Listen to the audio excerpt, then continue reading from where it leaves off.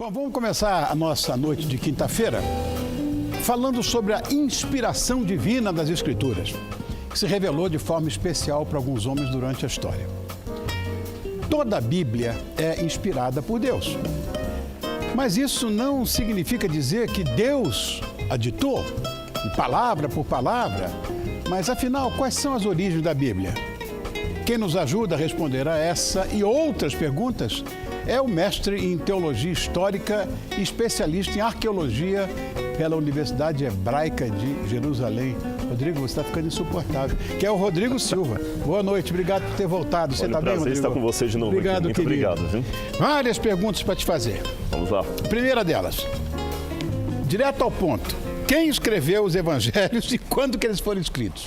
Na verdade, há duas opiniões aqui. Eu vou dizer quais das duas e quais que eu defendo. Há um grupo de teólogos mais liberais que acham que os evangelhos foram escritos não por Mateus, Marcos, Lucas e João, mas por pessoas que colocaram esse nome e que seriam tardios, do final do primeiro século, talvez até início do segundo século. Eu, particularmente, participo de um outro grupo, que os evangelhos foram escritos justamente por esses 4 nomes, sim, e o evangelho de João seria do ano 90 e os outros 3, chamados sinóticos, Mateus, Marcos e Lucas, seriam anteriores ao ano 70, depois de Cristo. Certo. Agora, durante quantos séculos, né, a Bíblia foi composta com esses textos sagrados? Sim, foi muito tempo. Muita coisa, né? Se nós tomarmos Moisés como o primeiro autor da Bíblia e entendermos que os primeiros livros que Moisés escreveu são do século XV a.C. e o Evangelho de João no ano 90 depois de Cristo, então eu estou trabalhando com um hiato de 1.500 anos, de aproximadamente aí, levando dezenas de autores, alguns deles, a maioria deles que nem se conheceram. Bom, para a Bíblia, quem é Deus? Porque ela mostra Deus como sei lá, carinhoso, raivoso. Eu discuto muito isso ao mesmo tempo, né? Quem é Deus? Boa pergunta você fez. Na verdade, Deus, na Bíblia, ele fala com sotaque humano. Ele se apresenta com um rosto. Eu vou responder essa pergunta contando uma parábola, como os rabinos faziam do tempo de Cristo. Uma mãe, uma vez, colocou uma criança no quarto à noite para dormir. Quando ela saiu, ela apagou a luz e falou assim, dorme. Ele falou, estou com medo, mamãe, está escuro. Ela falou, eu sei que está escuro, mas Deus está com você.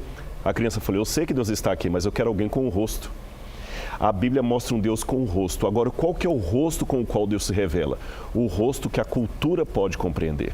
Se Cristo estivesse aqui hoje no seu programa, ou ele estaria de terno e gravata, ou usando jeans como eu, ele não estaria com aquela túnica branca. Ele veio com aquela roupa, com aquele estilo de cabelo, por causa daquela época. Então, no Antigo Testamento, você tem uma imagem de Deus que é um pouco agressiva para nós, mas é a imagem que eles precisavam. Lembra, os hebreus saíram do Egito, eram escravos, eles estavam acostumados com aquele ar sereno, mas ao mesmo tempo é um Deus que demonstra amor, paixão, é um Deus que age, que move, é o grande Hashem, como dizem em hebraico, né? o grande nome, aquele que permeia tudo e ao mesmo tempo não se identifica com as coisas que ele criou. É a grande energia, a energia cósmica. Exatamente, mas é uma energia cósmica pessoal.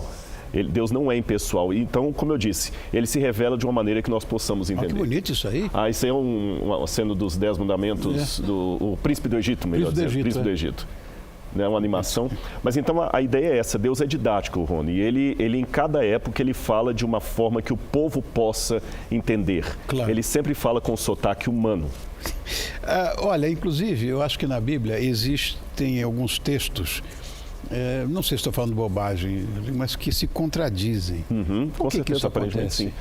Aparentemente tem algumas contradições do texto. O primeiro tipo de contradição, você falou uma coisa muito certa, Deus inspirou a Bíblia, mas não a ditou.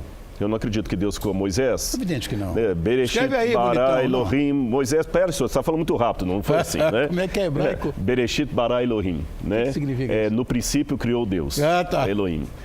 Então Deus não foi ditando assim no hebraico. Então existem certas contradições periféricas.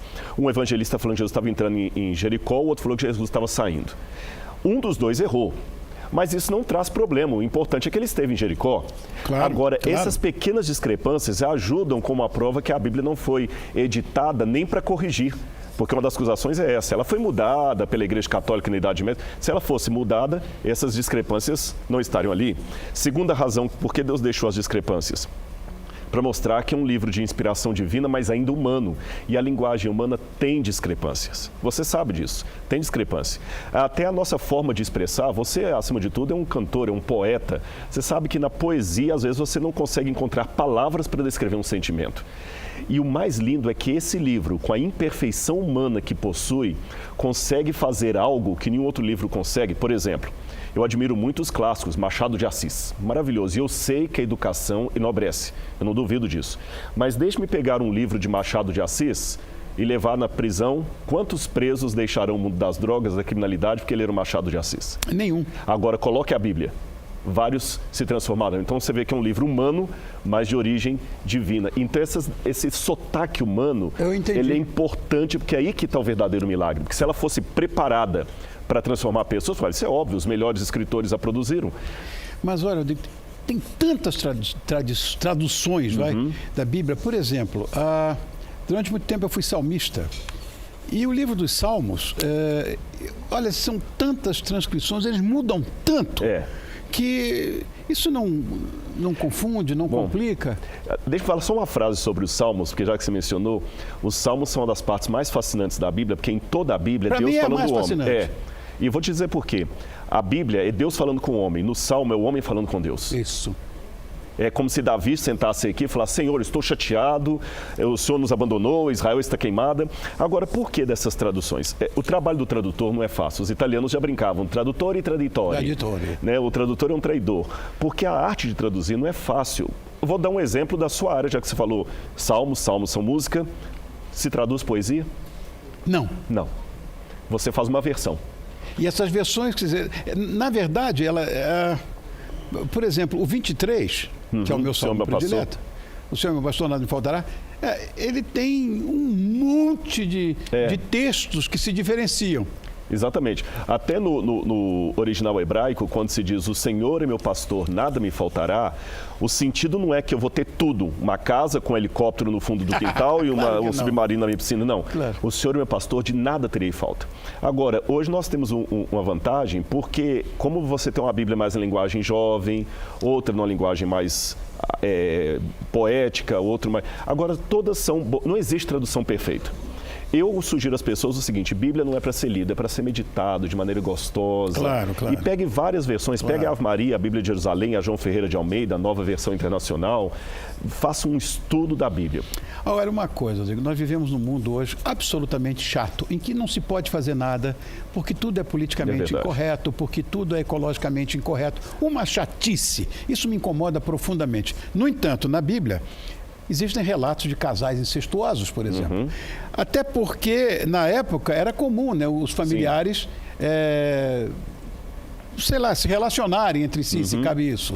Na verdade, por exemplo, vamos pegar o caso do Egito. Você pega a história egípcia, os faraós sempre casavam irmãos com irmãos. Irmão com irmão, é verdade. Né? A Hatshepsut casou com o meio-irmão dela, né? Foi. E vários deles, assim, grande faraó, menina, né? Sim, uma mulher faraó, né? Porque ela não queria justamente aceitar a situação ali do Tutmosis III. Embora tenha usado até a barbinha postiça. A barba postiça e vestido roupas de homem. De homem, é verdade. Quando estava em público.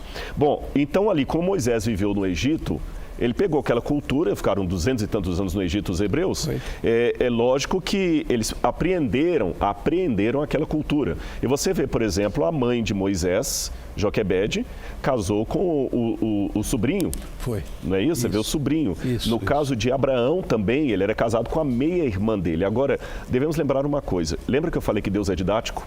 E o que a gente aprende numa questão de didática? Se a pessoa está nas primeiras letras, um cantor, até ele chegar a um Ronivon da vida, ele vai passar por primeiros estágios, onde ele cometerá determinados erros que você não vai aceitar no estágio mais avançado. Então Deus também vai progressivamente cuidando do povo, e algumas coisas que você toleraria nos anos iniciais, você não aceita. Não sei se você está compreendendo onde eu estou querendo chegar. Quando você está numa escola, você não vai exigir do primeiro anista o conhecimento do quarto anista. Você vai deixando, ele vai cometer alguns erros ali que são normais, lá na frente ele já tem que ter corrigido aquilo. Então Deus foi tratando com o povo assim, passo a passo, ensinando. Então algumas coisas, algumas práticas que Deus não aceitava, ele tolerava circunstancialmente por causa da ideia da época. E depois, com o tempo, ele foi corrigindo. Não somente isso, os homens tinham 2 mulheres. Depois eles falaram, olha, não é bom vocês fazerem isto, os homens tinham essas relações incestuosas, como você mencionou. A Bíblia não endossa tudo o que ela descreve, isso é importante ser dito. Olha, é um livro histórico. Eu me lembrei que você trouxe aqui algumas coisas, algumas relíquias já, e algumas dessas relíquias comprovam, na verdade, muita coisa. Hoje é moda hoje no mundo inteiro, isso já aconteceu algumas vezes, a total descrença da existência de Jesus de Nazaré. É uma lenda e tudo. Olha, isso aí, claro. Por exemplo. Isso aqui é uma coisa muito interessante. E eu estou apresentando no seu programa, eu acho que em programa de televisão no Brasil, é a primeira vez que essas duas coisas vão aparecer. Opa, então porque fala. Isso aqui tem um mês que foi descoberto em Israel. Né? Tem um mês. Isso aqui é um pedaço de selo que foi escavado em Jerusalém, no sudoeste, perto do Templo Monte, onde provavelmente é o Palácio de Davi, Elat Mazar está escavando, e encontraram um pedaço de um selo real. O que está escrito aí? Aqui em cima não dá para ler porque está apagado. Aqui está Lamed, que é pertencente a em hebraico, e Shayahu, Lamed, que é Le, Nav, e Shayahu é Isaías. Pertencente a Isaías, pertencente ao... Parece que é a palavra profeta, faltou uma letra. Aqui está escrito Nav, se tiver Navi com o Aleph no final, que é profeta, só que a última letra está apagada.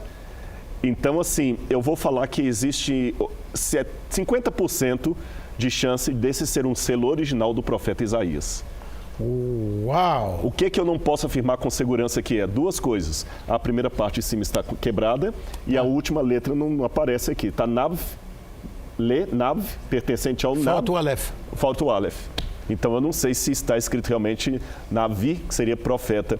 Então nós temos uma coisa interessante. Ainda que não seja o profeta Isaías, nós temos um nome de...